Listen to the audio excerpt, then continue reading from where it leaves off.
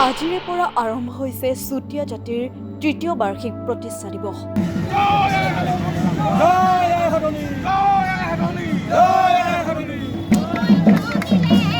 উলহ মালহেৰে পালন কৰা হৈছে তৃতীয় বাৰ্ষিক প্ৰতিষ্ঠা দিৱস।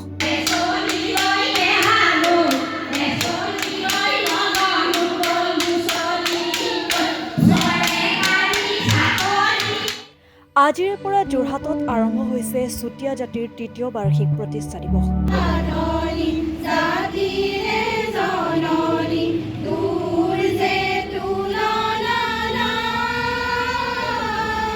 উলহ মালহেৰে পালন কৰা হৈছে যোৰহাট জিলা মহাপুৰুষ শ্ৰীমন্ত শংকৰদেৱ কলা কৃষ্টি গৱেষণা কেন্দ্ৰত সদৌ চুতীয়া জাতিৰ তৃতীয় বাৰ্ষিক প্ৰতিষ্ঠা দিৱস।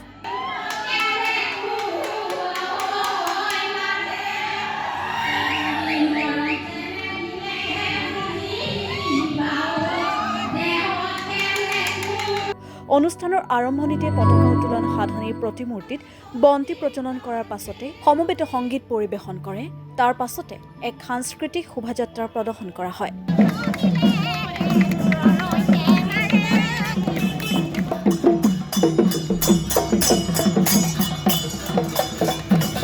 আনহাতে অনুষ্ঠানৰ পাছতে অনুষ্ঠিত কৰা হয় এখন মুকলি সভা।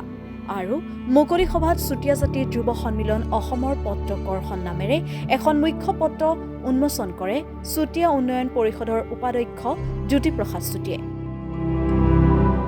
আনহাতে অনুষ্ঠানতে জনজাতিকৰণৰ স্বায়ত্তশাসন যোৰহাট মাজুলী সংযোগী দলং বীৰাংগনা আই সাধনীৰ নামে নামাকৰণ কৰিবলৈ দাবী জনাই চৰকাৰক। আজি তৃতীয় বাৰ্ষিক প্ৰতিষ্ঠা দিৱস আৰু এই তৃতীয় বাৰ্ষিক প্ৰতিষ্ঠা দিৱসত মই সমূহ অসমবাসী ৰাইজক এই স্থানৰ পৰাই শুভেচ্ছা জনাইছোঁ। আজি চুতীয়া জাতি যুৱ সন্মিলন অসমৰ ইতিমধ্যে সক্ৰিয় হৈ থকা অসমৰ 9খন জিলাৰ প্ৰায়সকল প্ৰতিনিধি আহিছে আৰু যোৰহাট জিলাৰ আতিথ্যত ইতিমধ্যে আমাৰ আজি এই প্ৰতিষ্ঠা দিৱসভাগী অনুষ্ঠিত কৰা হৈছে। আৰু মই আজি এই স্থানৰ পৰাই আশা কৰিম চুতীয়া জাতি অসমৰ এটা প্ৰাচীন ইতিহাস প্ৰসিদ্ধ জাতি। এই ইতিহাস প্ৰসিদ্ধ জাতিৰ আমাৰ স্বকীয় বৈশিষ্ট্য আছে, স্বকীয় গৰিমা আছে।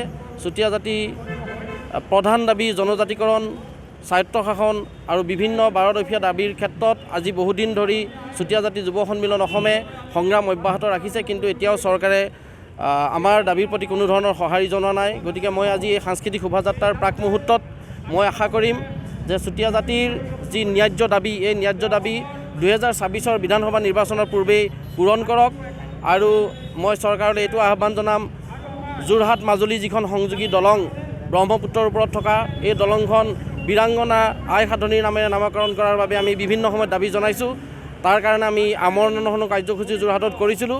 গতিকে মই আজি এই স্থানৰ পৰা পুনৰবাৰ চৰকাৰক দাবী জনাইছোঁ যে চুতীয়া জাতিৰ যি মুখ্য দাবী জনজাতিকৰণ, স্বায়ত্তশাসন আৰু ব্ৰহ্মপুত্ৰৰ ওপৰত নিৰ্মীয়মান যিখন যোৰহাট মাজুলী সংযোগী দলং, এই দলংখন চুতীয়া ৰাজ্যৰ শেষগৰাকী ৰাণী চুতীয়াসকলৰ আৱেগ আৰু শৌৰ্যবীৰ্যৰ প্ৰতীক বীৰাংগনা আই সাধনীৰ নামেৰে নামাকৰণ কৰাৰ বাবে মই দাবী জনাইছোঁ।